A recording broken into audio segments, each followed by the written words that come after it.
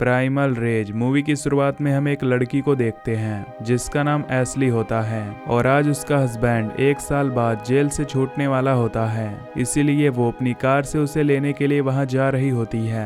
उसके हस्बैंड का नाम मैक्स होता है। वो 1 साल बाद जेल से बाहर आने के बाद खुद को बहुत खुश पाता है। फिर वो एशली की कार में आकर बैठ जाता है, जिसके बाद दोनों आपस में बात करने में थोड़ा शर्माते हैं क्योंकि वो दोनों 1 साल बाद मिले होते हैं। लेकिन बात करते करते वो वापस पहले जैसे हो जाते हैं। तभी मैक्स अपने बच्चे के बारे में पूछता है। इस पर एशली बताती है कि वो भी अपनी नानी के घर रह रहा है। तभी रास्ते में जाते हुए वो एक गैस पंप के पास रुकते हैं। फिर एशली अपनी गाड़ी में फ्यूल भरती है। तभी मैक्स सामान लेने के लिए पास ही के एक स्टोर में चला जाता है, जहां पर उसी टाउन का एक पुलिस ऑफिसर स्टोर के मालिक से एक मिसिंग आदमी के बारे में पूछ रहा होता है। तभी शॉपकीपर उसे बताता है कि मुझे तो ऐसा लगता है कि इसे बिगफुट ले गया। पुलिसमैन बाहर आकर वहां पर मिसिंग पोस्टर लगा देता है, जहां पर और भी बहुत सारे पोस्टर लगे हुए थे। तभी मैक्स अपना सामान लेकर बाहर आता है तो देखता है कि एशली को कुछ हंटर बुरी नजरों से देख रहे होते हैं। तभी वो मैक्स को देख लेते हैं। तभी वो लोग मैक्स को क्रिमिनल कहते हैं, पर वो दोनों उनकी बातों को इग्नोर कर कार में बैठकर वहां से चले जाते हैं। तभी मैक्स कार में बियर पी रहा होता है,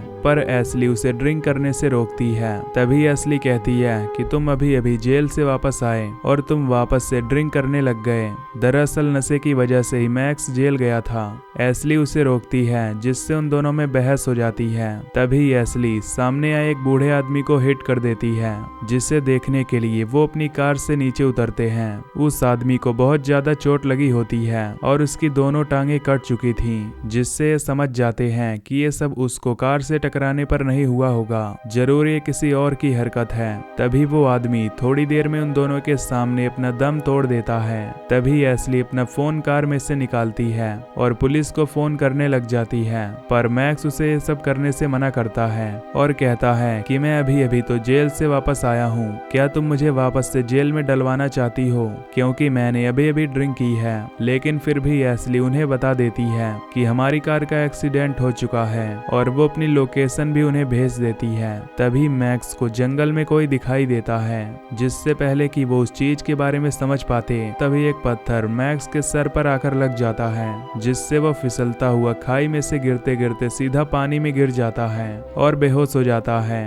तभी एशली भी उसके लिए पानी में कूद जाती है। तभी पानी की लहर अचानक से तेज हो जाती है और वो दोनों तेजी से बहने लगते हैं। लेकिन पानी की लहरें कुछ समय के लिए धीरे हो जाती हैं, जिससे कि वो किनारे पर रुक जाते हैं और बाहर निकल जाते हैं। लेकिन अभी मैक्स होश में नहीं आया था। फिर वो मेडिकल प्रोसीजर से उसे होश में लाती है, जिससे मैक्स होश में आ जाता है। दूसरी ओर हम एक क्रिएचर को देखते हैं, जो कि उनकी गाड़ी को खाई में अपने हाथों से धकेल देता है और उस आदमी को जिसको टक्कर लगी थी उसको उठाकर अपने साथ ले जाता है। और यही क्रिएचर उन दोनों पर पत्थरों की बारिश कर रहा था और इसी का नाम भी बिगफुट है। इस क्रिएचर को वहाँ की लैंग्वेज में ओमा कहते हैं। दूसरी तरफ मैक्स को बहुत ज्यादा ठंड लग रही होती है, क्योंकि वो अभी अभी उस नदी से निकल कर आए होते हैं। तभी नदी से थोड़ी दूर जाकर एशली अपने लाइटर से वहाँ पर आग जला लेती है, जिसके बाद वो दोनों अपने कपड़े उतार कर वहाँ पर सुखाने के लिए डाल देते हैं और दोनों एक दूसरे से चिपक जाते हैं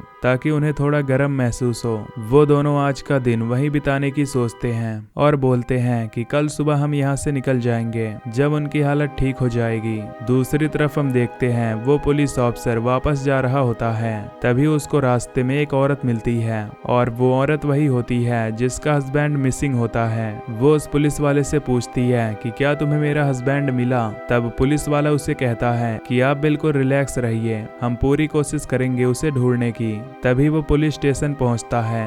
वहां पर जाकर वो एक आदमी से पूछता है कि क्या तुम बिगफुट की कहानी पर यकीन करते हो।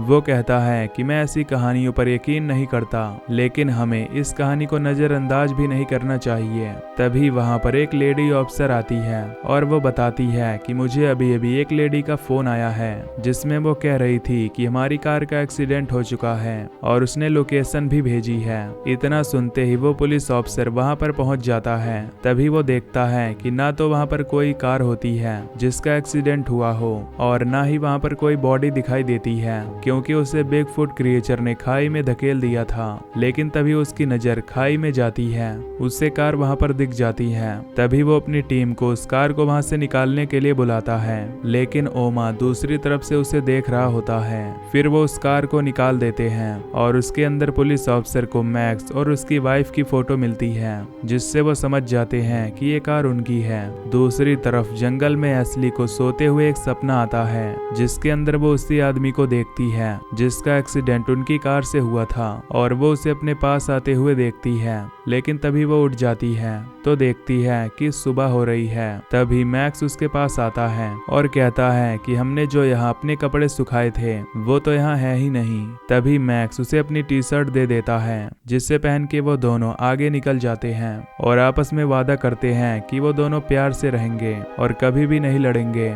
फिर नदी के पार होने के बाद उन्हें एक जंगल से गुजरना पड़ता है और काफी देर गुजर जाने के बाद उन्हें पता चलता है कि उनका कोई पीछा कर रहा है। दरअसल वो ओमा होता है, क्योंकि उसके पास एक एबिलिटी होती है जिसकी मदद से वो जंगल में झाड़ियों में डूब जाता है, जिससे कि किसी को पता ही नहीं चलता कि वो झाड़ी है या फिर कोई और। तभी मैक्स और उसकी पत्नी को वहां पर एक गोली चलने की आवाज सुनाई देती है। तभी मैक्स की नजर दूसरी तरफ जाती है तो उसे वहां पर वही हंटर्स दिखाई देते हैं जो उसे गैस स्टेशन पर मिले थे। वो दोनों उनसे मदद मांगने की सोचते हैं, हालांकि वो उससे मदद नहीं मांगना चाहते थे, लेकिन इस जंगल में भटकने से अच्छा उनके लिए उनसे मदद मांगना था। तभी एस्ली को वहां छुपाकर मैक्स उनके पास जाता है और उनसे बाहर निकलने का पता पूछता है। मैक्स कॉल करने के लिए उनका फोन मांगता है और कहता है कि मुझे किसी को कॉल करने दीजिए ताकि मैं किसी को बुला सकूं। तभी वो सारे हंटर कहते हैं कि हम मोबाइल नहीं रखते क्योंकि यहाँ जंगल में कनेक्शन नहीं आते। वो ये कहकर मैक्स पर तेजी से हंसने लग जाते हैं। तभी पीछे से ओमा एस्ली के बाल काट कर ले जाता है और एस्ली को एहसास हो जाता है कि उसके किसी ने बाल काट लिए हैं। तभी वो डर जाती है और भागकर मैक्स के पास बाहर निकल कर आ जाती है, जिससे कि हंटर्स को भी ये पता चल जाता है कि ये लड़की भी उसके साथ जंगल में फंसी है और वो हंटर इस चीज का फायदा उठाने की सोचते हैं। वो बोलते हैं कि हम तुम्हें बाहर का रास्ता दिखाते हैं। तभी वो आगे चलकर मैक्स और उसकी पत्नी को गोला बनाकर घेर लेते हैं और तेजी से हंसने लगते हैं, क्योंकि ये उनकी चाल होती है। तभी दूसरी तरफ उस पुलिस ऑफिसर को पता चल जाता है कि इस कार को धकेल कर खाई में फेंका गया है और उस पर पंजों के निशान भी थे। तभी वो शॉपकीपर उसे एक मिस्टीरियस औरत के बारे में बताता है जो कि कई सालों से जिंदा है और वो एक इंसान नहीं है। फिर हम देखते हैं जंगल में वो सब उन पर हंसने लगते हैं और उनमें से एक आदमी मैक्स की बीवी के ऊपर गलत गलत कमेंट कर रहा होता है, जिससे कि मैक्स को बहुत ज्यादा गुस्सा आ रहा होता है। लेकिन उनकी संख्या ज्यादा होने की वजह से मैक्स वहां पर चुप रह जाता है। लेकिन तभी हम देखते हैं कि रास्ते पर दो हंटर अलग हो जाते हैं और दूसरी तरफ चले जाते हैं। तभी उन दोनों को कुछ अजीब सा पेड़ के पास दिखाई देता है। तभी वो दोनों आदमी वापस जाने लगते हैं। तभी एक तीर एक आदमी के गले में लग जाता है और फिर दूसरे आदमी को भी लगती है, जिससे ये दोनों मारे जाते हैं। और ये तीर ओमा ने जानबूझकर उनके गले पर मारी थी ताकि उन दोनों की आवाज दूसरे लोगों तक नहीं पहुंच पाए। वो दूसरे आदमी को एक और तीर मारता है और उसकी आंखें नोच लेता है और उसका सर पिचका देता है। तभी दूसरा आदमी उन दोनों को ढूंढने के लिए वहां पर आ रहा होता है। तभी उस आदमी को अजीब सी आवाज आने लगती है और वो वहां से भागना शुरू कर देता है। तभी वो एक पत्थर से टकराकर नीचे गिर जाता है और वहां पर ओमा आ जाता है और उसका सर कुल्हाड़ी से काटकर उसके शरीर से अलग कर देता है। दूसरी तरफ एस्ली और मैक्स को बाकी के हंटर परेशान कर रहे होते हैं। तभी वो तीर वहां पर मौजूद हंटर को लग जाता है और तभी उनमें से एक हंटर बिगफुट को देख लेता है और उस पर अंधाधुंध फायरिंग करने लगता है। तभी एक हंटर की गोली उसके आदमी को ही लग जाती है और कुछ गोली मैक्स को भी लग जाती है, जिससे वो बहुत ज्यादा घायल हो जाता है और बेहोश हो जाता है। तभी उमा उस हंटर को जो फायरिंग कर रहा होता है उसे बड़ी चालाकी से आकर मार देता है। उसके बाद बिगफुट एस्ली को मारने आगे बढ़ता है। तभी एस्ली वहां से भागकर एक जगह पर जाकर छिप जाती है जहां पर एक हंटर भी छिपा होता है। वो दोनों शांत होने का नाटक करते हैं, लेकिन बिगफुट बहुत ही चालाक होता है जिससे वो दोनों को वहां देख लेता है और उस हंटर का सर पकड़कर वहीं कुचल देता है। एस्ली वहां से भाग जाती है, लेकिन कैसे भी करके ओमा एस्ली को पकड़ लेता है और उसे अपने कंधे पर उठाकर वहां लेकर आ जाता है जहां पर उसने और भी लोगों को मार कर रखा था। तभी हंटर का एक आदमी उस पर गोली चला देता है, जिसकी वजह से बिगफुट के कंधे पर वो गोली लग जाती है और बिगफुट आकर उसका मुंह नोचकर बेहोश कर देता है और उसे अपने साथ ले जाता है और मैक्स को वहीं छोड़ देता है। दूसरी तरफ वही पुलिस ऑफिसर एक आदमी के साथ कार से एक जगह पर आता है। उस जगह पर एक लेडी बीमार थी क्योंकि उसके घर में एक रिचुअल होने वाला था। दूसरी तरफ एक विच मैक्स को अपने साथ उठाकर ले जाती है और ये वही मिस्टीरियस औरत होती है जिसके बारे में शॉपकीपर पुलिस ऑफिसर से बात कर रहा था। जिसके बाद हम देखते हैं कि वो मिस्टीरियस औरत मैक्स का अपने घर में ले जाकर इलाज करती है।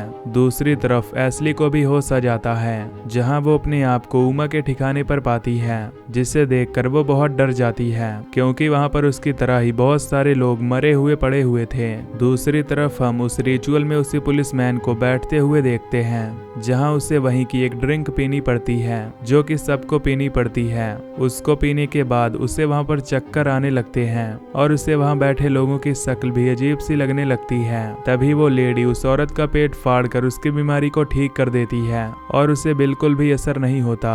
ये सब देखकर पुलिस ऑफिसर को चक्कर आने लगते हैं। तभी वो टेंट से बाहर निकल कर आ जाता है। उसके बाद मैक्स जब सुबह उठता है तो अपने आप को उस पुलिस ऑफिसर के सामने पाता है। तभी मैक्स उससे अपनी पत्नी के बारे में पूछता है और वो पहले तो बिगफुट की कहानी पर विश्वास नहीं करता था, लेकिन उसे भी अब विश्वास होने लगा था। तभी पुलिस ऑफिसर मैक्स को बताता है कि ये क्रिएचर हमारे पुराने कबीलों के लीडर हुआ करते थे और ये हमारे भी लीडर हुआ करते थे, लेकिन उनके मरने के बाद उनकी आत्मा बिगफुट का रूप लेकर हमें अब डरा रही है। तभी वो पुलिस ऑफिसर शेरिफ उसे बताता है कि एस्ली को भी बिगफुट अपने साथ उठाकर ले गया। मैक्स उसे ये भी बताता है कि बिगफुट का एक कंधा गोली से घायल है, जिसकी वजह से वो दोनों बिगफुट को मारने का सोचते हैं ताकि वो एस्ली को भी बचा सके और अपनी बॉडी पर कुछ लगा लेते हैं जिससे कि बिगफुट उन्हें स्मेल ना कर पाए। अब वो दोनों वहां से निकल जाते हैं। पीछे से वो मिस्टीरियस औरत ड्रम बजाकर उनका हौसला बढ़ाने लगती है ताकि वो बिगफुट को मार सके और वो चाहती है कि बिगफुट मर जाए, पर उसकी आवाज बिगफुट के कान तक पहुंच जाती है, जिससे वो समझ जाता है कि उससे लड़ने के लिए कोई उसके पास आ रहा है। यहाँ पर वो एस्ली को वही मांस खिलाता है जो वो खुद खाता है। तभी एस्ली के दांत में एक हड्डी फंस जाती है। वो उस हड्डी से बिगफुट पर वार कर देती है, जिससे बिगफुट को ज्यादा असर नहीं पड़ता। पर तभी वो आवाज सुनकर एक चैन को उठाकर उनको मारने के लिए गुफा से बाहर जाता है। तभी एस्ली अपने हाथों पर बंधी चैन को पत्थर की मदद से तोड़ देती है और वहां पर पड़ी एक बंदूक को लेकर वो भी बिगफुट को मारने के लिए गुफा से बाहर जंगल में आ जाती है। दूसरी तरफ पुलिस ऑफिसर और मैक्स अलग अलग दिशा में हो जाते हैं। तभी बिगफुट बुलेट की स्मेल सूंघकर वहां आ जाता है। तभी ऑफिसर को बहुत अजीब लगने लगता है और वो पीछे मुड़कर देखता है तो बिगफुट उस पर अटैक कर देता है। वो भी गोली से उस पर अटैक करता है, जिससे कि वो काफी घायल हो जाता है, लेकिन तभी बिगफुट उसे वहीं पर मार देता है। तभी मैक्स आवाज सुनकर पुलिस ऑफिसर की तरफ भाग कर आता है, लेकिन उससे पहले ही बिगफुट वहां से भाग चुका होता है। तभी उसे वहां पर एस्ली भी दिखाई देती है, जो कि बिगफुट को मारने के लिए बंदूक लेकर खड़ी होती है। तभी मैक्स अपनी पत्नी को वहां से हटने के लिए बोलता है और वो भागकर उसी डायरेक्शन में चली जाती है जहां पर बिगफुट होता है। तभी मैक्स उसके पीछे आता है तो मैक्स पर भी बिगफुट अटैक कर देता है, लेकिन मैक्स उस पर गोलियां चलाने लगता है। तभी बिगफुट मैक्स की गर्दन पकड़कर उसे ऊपर उठा देता है, पर मैक्स उसके हाथ को काटकर अपने आप को छुड़वा लेता है, जिससे कि बिगफुट का हाथ कट जाता है। लेकिन तभी बिगफुट के लगाए गए ट्रैप पर उसका पांव फंस जाता है। तभी वहां दोबारा से बिगफुट उसे पकड़ लेता है, पर इस बार मैक्स एक पत्थर के टुकड़े से उसके सर पर लगातार वार करता रहता है और उसे आखिरकार मार ही देता है। दूसरी तरफ हम एस्ली को देखते हैं, जो कि हाईवे तक पहुंच जाती है। तभी दूसरे सीन में हम मैक्स को देखते हैं, जिसको बहुत सारे तीर आकर लग जाते हैं, जिससे वो थोड़ी देर में मरने वाला होता है। और ये तीर वहां पर मौजूद बहुत सारे उमा ने उसे मारे होते हैं, जो कि बिगफुट के कबीले के क्रिएचर होते होते हैं और इसी के साथ ये मूवी यहीं पर खत्म हो जाती है। तो अगर आपको वीडियो पसंद आई हो तो चैनल को सब्सक्राइब कर लीजिए। बाकी मैं मिलूंगा आपसे नई वीडियो में, तब तक के लिए take care, love you, bye bye.